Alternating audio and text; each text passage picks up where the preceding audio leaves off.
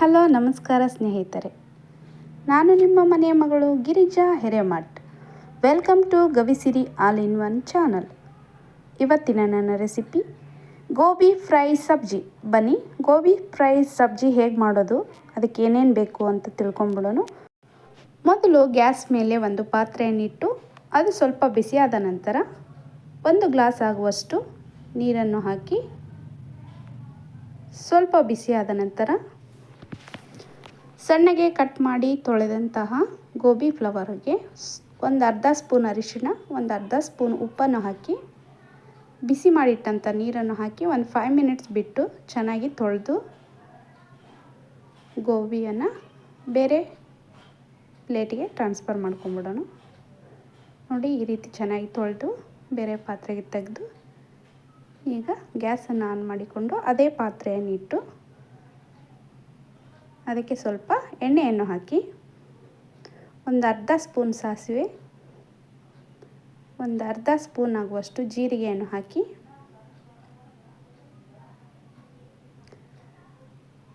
ಸ್ವಲ್ಪ ಕರಿಬೇವನ್ನು ಹಾಕಿ ಇವೆಲ್ಲ ಚೆನ್ನಾಗಿ ಫ್ರೈ ಆದ ನಂತರ ತೊಳೆದಿಟ್ಟ ಗೋಬಿ ಫ್ಲವರನ್ನು ಹಾಕಿ ಚೆನ್ನಾಗಿ ಫ್ರೈ ಮಾಡಿಕೊಳ್ಳಿ. ಇದು ಚೆನ್ನಾಗಿ ಫ್ರೈ ಆದ ನಂತರ ಸ್ವಲ್ಪ ಈರುಳ್ಳಿ, ಅಥವಾ ನಾನೀಗ 3 ಈರುಳ್ಳಿಯನ್ನು ತೊಗೊಂಡಿದ್ದೀನಿ. ಒಂದು ಗೋಬಿ ಫ್ಲವರ್ಗೆ 3 ಈರುಳ್ಳಿಯನ್ನು ತೊಗೊಂಡಿದ್ದೀನಿ.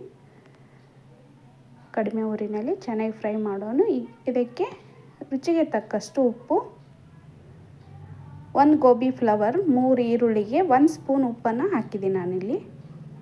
ಇವಾಗ ಚೆನ್ನಾಗಿ ಫ್ರೈ ಮಾಡೋಣ.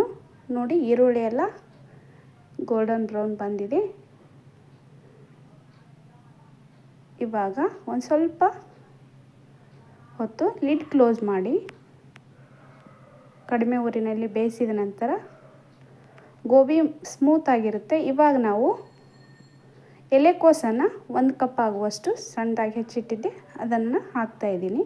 ಮೊದಲೇ ಹಾಕಿದರೆ ಬೇಗ ಬೆಂದೋಗುತ್ತೆ ಅಂತ ಹಾಕಿಲ್ಲ. ಈ ಹಂತದಲ್ಲಿ ನಾವು ಎಲೆಕೋಸನ್ನು ಹಾಕಿದ್ದೀವಿ. ಇದು ತುಂಬ ಫ್ರೈ ಆದರೆ ಟೇಸ್ಟ್ ಬರಲ್ಲ, ಹಾಫ್ ಫ್ರೈ ಆದರೆ ಚೆನ್ನಾಗಿರುತ್ತೆ. ಸ್ವಲ್ಪ ಕ್ರಂಚಿಯಾಗೇ ಇರಬೇಕು.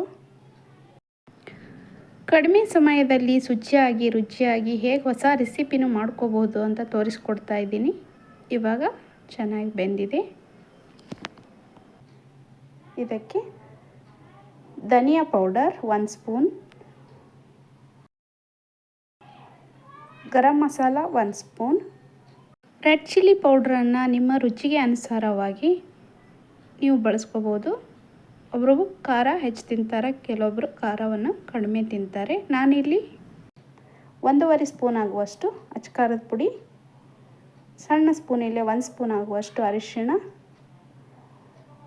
ಸ್ವಲ್ಪ ಜೀರಾ ಪೌಡರ್, 1/4 ಟೀ ಸ್ಪೂನ್ ಆಗುವಷ್ಟು ಜೀರಾ ಪೌಡ್ರನ್ನು ಹಾಕಿ ಎಲ್ಲವನ್ನು ಚೆನ್ನಾಗಿ ಮಿಕ್ಸ್ ಮಾಡ್ತಾಯಿದ್ದೀನಿ. ಕಡಿಮೆ ಊರಿನಲ್ಲೇ ಇರಲಿ. ಮಸಾಲೆ ಎಲ್ಲ ಹಾಕಿದ ತಕ್ಷಣ ಸೀದೋಗುತ್ತೆ, ಜಾಸ್ತಿ ಉರಿ ಇಡಬೇಡಿ. ಕಡಿಮೆ ಫ್ಲೇಮ್ನಲ್ಲೇ ಎಲ್ಲವನ್ನು ಚೆನ್ನಾಗಿ ಮಿಶ್ರಣ ಮಾಡಿದ್ದಾಗಿದೆ. ಇವಾಗ 1-2 ಸ್ಪೂನ್ ಆಗುವಷ್ಟು ಟೊಮೆಟೊ ಕೆಚಪ್ಪನ್ನು ಹಾಕ್ತಾಯಿದ್ದೀನಿ. ಇದು ತುಂಬ ಟೇಸ್ಟ್ ಕೊಡುತ್ತೆ. ಗೋಬಿ ಮಂಚೂರಿಯನ್ನು ಇಷ್ಟಪಡೋರಿಗೆ ಇದಕ್ಕೂ ತುಂಬಾ ಇಷ್ಟ ಆಗುವಂಥ ರೆಸಿಪಿ ಆಗಿದೆ. ಇದನ್ನು ರೋಟಿ ಜೊತೆಗೆ, ಚಪಾತಿ ಜೊತೆ, ಅನ್ನದ ಜೊತೆನೂ ತಿನ್ನಬಹುದಾಗಿದೆ.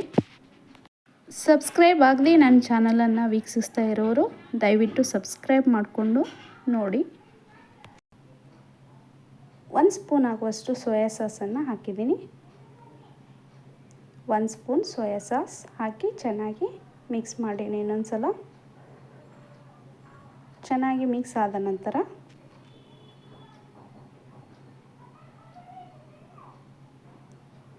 ಟೇಸ್ಟ್ ಸೂಪರಾಗಿರುತ್ತೆ. ಇದು ನೀವು ಒಂದು ಸತಿ ಮನೇಲಿ ಮಾಡಿ ನೋಡಿ.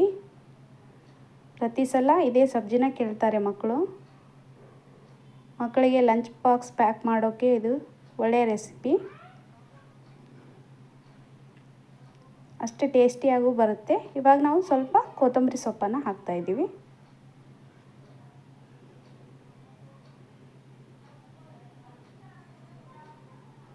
ಇನ್ನೊಂದು ಸಲ ಚೆನ್ನಾಗಿ ಮಿಕ್ಸ್ ಮಾಡಿಬಿಡೋಣ.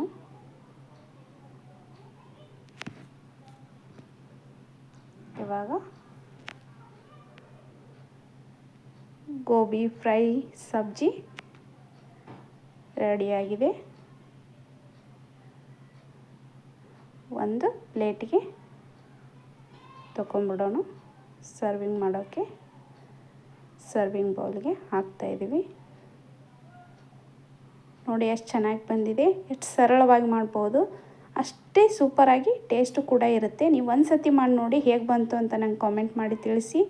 ನಾನು ಮಾಡಿರೋ ರೆಸಿಪಿ ನಿಮಗೆ ಇಷ್ಟ ಆಗಿದ್ದರೆ ಲೈಕ್ ಮಾಡಿ, ಶೇರ್ ಮಾಡಿ, ಸಬ್ಸ್ಕ್ರೈಬ್ ಮಾಡೋದನ್ನು ಮರಿಬೇಡಿ ಫ್ರೆಂಡ್ಸ್. ಈ ರೆಸಿಪಿಯ ಬಗ್ಗೆ ನಿಮ್ಮ ಅನಿಸಿಕೆ ಅಭಿಪ್ರಾಯಗಳನ್ನು ಕಮೆಂಟ್ ಮೂಲಕ ತಿಳಿಸಿ. ಇದೇ ರೀತಿಯ ಹೊಸ ಹೊಸ ವಿಡಿಯೋಗಳಿಗಾಗಿ ನನ್ನ ಚಾನಲನ್ನು ಸಬ್ಸ್ಕ್ರೈಬ್ ಮಾಡ್ಕೊಳ್ಳೋದನ್ನು ಮರಿಬೇಡಿ ಫ್ರೆಂಡ್ಸ್. ಇನ್ನೊಂದು ಸೂಪರ್ ಆದ ವಿಡಿಯೋ ಜೊತೆಗೆ ಬರ್ತೀನಿ. Thank you for all viewers and subscribers and thank you for watching.